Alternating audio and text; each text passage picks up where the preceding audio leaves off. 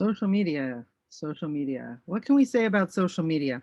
I really had to think hard about what to have you guys do this week because there are so many ethical issues. If you haven't already done so, you should go to Netflix and watch The Social Dilemma. Watch it with a little bit of a grain of salt, keeping in mind that the perspective and the bias of the people that made the movie are actually kind of disgruntled big tech people. And they might be disgruntled for a good reason. Just keep in mind that perspective. They're definitely coming at it from a certain perspective. And I've had lots of conversations. So I thought, well, I could just have you guys go watch this movie. But that simplifies things a little too much. And that actually ties in. What's interesting about this week is it ties in with a lot of our previous topics. And so the social dilemma ties in for sure with artificial intelligence. It talks about that in a big way. And that stuff does happen, the stuff that they talk about in there. Now, who's responsible? That's an interesting question. We'll have to think about that. I'll come back around to that towards the end. But and also, this topic ties in with issues of privacy. You know, conversations that used to be considered the realm of private are now out in the public. Or even if you think they're private, they could still be easily put out in the realm of public. There's issues of politics, as we're going to see, or as we've already seen. Definitely, social media plays a role in politics in some big ways. There's issues of professional conduct, like how do you conduct yourself in a professional manner on social media so that it hasn't come back to bite you. This is a super interesting technology with lots of ethical issues. So let's do a screen share. Let's see what we're going to talk about this week. And we're going to be doing Zoom this week. So I think we're going to have some very, very interesting conversations. I have an idea that we're going to try out. Anyhow, come down to week 7. As always, start with your checklist. This is what's going to keep you on track. This checklist will keep you on track, okay? And so we're going to talk about ethics in social media. I always have direct links, or I try to always have direct links to what we're going to actually do. But let's just jump back over to our class website and I'll go through that. And so I've streamlined what's in front of you. We had a lot of stuff last week, a lot of links, a lot of things. Streamline this a little bit this week, sort of, you'll see. And so this first link is an excerpt from a much longer article. It's actually legal and ethical issues regarding social media and pharmacy education. Now, why would I put that in there? Like, who cares about pharmacy education? Well, some of you might, because maybe you're going to go on and be pharmacists.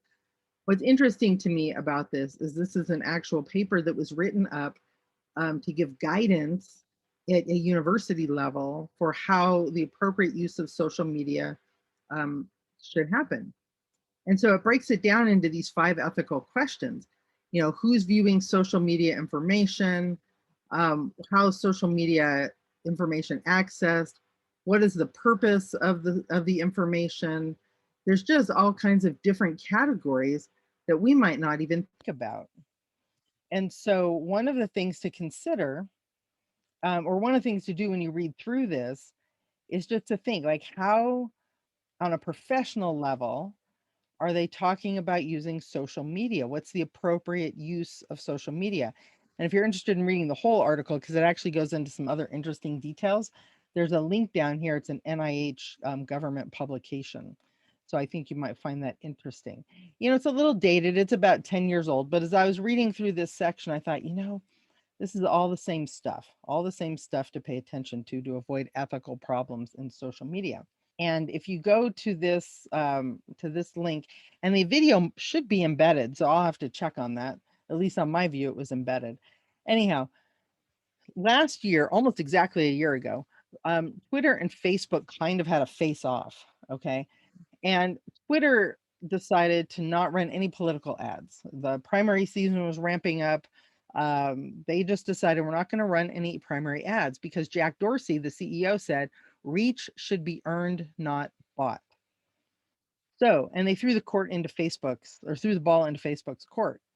Well, Facebook's premise, Mark Zuckerberg said freedom of speech is more important, that it shouldn't be the role of social media to decide what you can and can't see, which is a little bit ironic because if you watch The Social Dilemma and you look into the AI of it, they do sort of decide what you're going to see and what you're not going to see. But again, we'll come back to that question here in just a minute. And so anyhow, this article, if you jump up here to the article, it's a CNBC article. It's got quite a bit here. It's got some background information. Here's Jack Dorsey on the right and Mark Zuckerberg on the left. And it's got a lot of information, but what I want you to watch is this first video. Okay, it's about 6 minutes long. It shows both CEOs giving their position, and then there's some commentary at the end where they discuss, well, should social media decide what you're going to see? Or, should they block some political ads? Should there be something there to that effect? So it's really interesting. There's another more detailed case view at the University of Texas that I've also linked to that talks about the same issue. And if you go here, this gives some more background information, more details about what this case is all about and what it means and what some of the ethical issues are that are surrounding it. So those are your two options up in the think area. Plenty to think about in there. Now in the learn section, I'm trying to decide where I wanted to go with this because again, there's so many options. And the University of Texas, the Media Ethics Initiative site has tons of case studies. Like probably if they had less than 100, I'd be surprised. What I did is I parsed through the ones that were particular to social media because they do cover all kinds of media ethical issues. But I pulled out, I think there's about 16 of them here. Don't freak out, don't panic. You don't have to read all 16.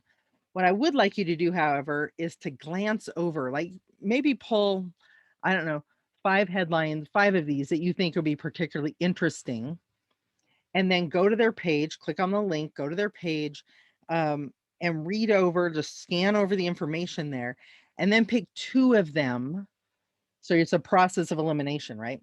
You're gonna look over all the headlines, maybe pick 5 or 6 that you think, oh, this might be interesting, and then go scan over those sites and then pick 2 of them that you find particularly compelling, particularly interesting, and read those in detail. All of these case studies, by the way, have questions as part of the case study document. And so consider those questions. But what I want you to also consider is to see if you can identify the ethical interest in the 2 cases that you select. Like, what's the ethical issue at conflict here? Okay. Particularly in the decisions that have to be made or not made. Okay. And so what is the decision that's ethically problematic? What reasons or interests do you immediately see for both sides of the controversy? So what you're looking at is you're kind of trying to pull back the curtain a little bit, pull off the politics, pull off the bias, and say, okay, here's what the main ethical issue is that this subject addresses, this case study addresses, and what's the problem that's trying to get solved? Like, and how does this cause a problem for this? And who are both sides of the controversy? Usually there's only an ethical issue if there's sides against each other and one side thinks they're right and the other side thinks they're right. And how do you figure out who's right? And then consider what your position would be on the decision to be made. Like, you're the one in charge, you're making the final call here. What should the agent do? So the agent in the Twitter and Facebook case would be Jack Dorsey and Mark Zuckerberg, Twitter and Facebook. They're the agents. Or what should they have done? And more importantly, why is that the right action to take? Like, if you were advising them, what would you tell them? And what you need to do is look a little bit deeper on this. You need to think a little bit deeper on this, okay? If you're the one to argue for why one way, it's more than just like one side against the other side, okay? So are there any creative solutions? So it's said that a really good negotiator is the one that can find a compromise where both sides win. Okay, so is there a win-win here in any of these issues? So pick 5 or 6, narrow it down to 2, and then dig in deep, because I'm going to ask you to respond to those questions, to dig in deep on those 2 cases, to apply what you've learned throughout the class so far and how to critically think, how to creatively problem solve. You might use that 5-step process that we went over. What tools do you have in your toolbox to help solve one of these problems? What would your recommendations? And the wiki policy brief comments. Again, what I'm looking for on those comments is that you're moving the ball down the court, okay, so to speak. I'm looking to see that you're adding something, that you're adding something to the discussion. You're not just saying, oh, yeah, I agree. That's interesting. That doesn't add anything. Is there more? Is there an article you can find that shows this from a different angle? Is there information you can provide that helps the author um, detail their brief a little better? Like, what can you add to the conversation? Have you thought about it? So that's what I'm looking for. Have you thought deeply about it, and what can you add to it? Okay. So let me give you one last thought. So there's something I want you to consider.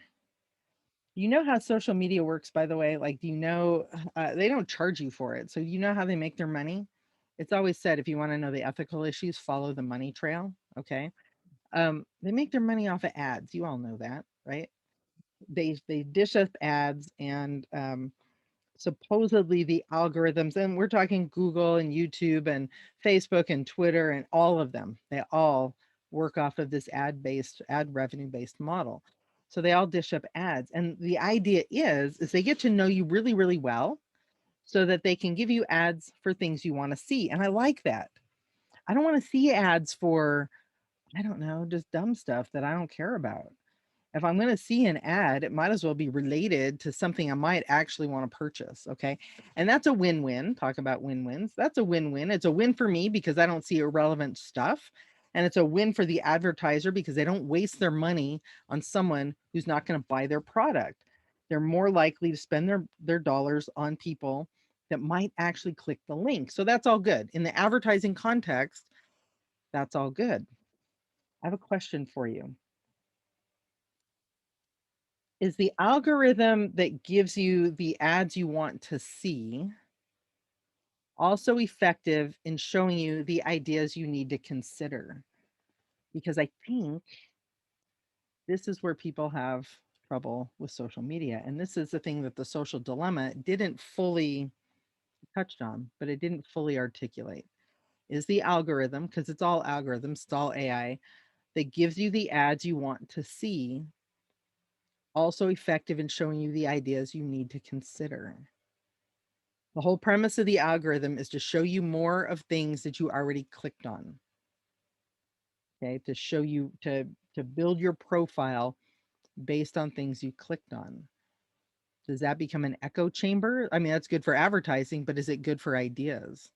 If you only see things that already agree with what you already think you know, is that a good thing? And are the big social media giants, do they have any ethical um, what's the word I'm looking for? Do they have any ethical considerations? Are there any responsibilities that they have to adjust this? And I think when people talk about the problems of social media, it comes down to this issue. We don't mind the ads as much, but if you only ever see things from one point of view, is that healthy for a democracy, which ties back into the politics? And I think you might find that Jack Dorsey and Mark Zuckerberg have different ways of articulating that, ideas of what they think. They both think what they're doing is healthy for a vibrant democracy. How that plays out, that might be a little bit different. So think on this one a little bit, because we might just talk about this in Zoom this week. Is the algorithm that gives you the ads you want to see also effective in showing you the ideas you need to consider? And on that note, I think we're just about done. I'll see you in Zoom.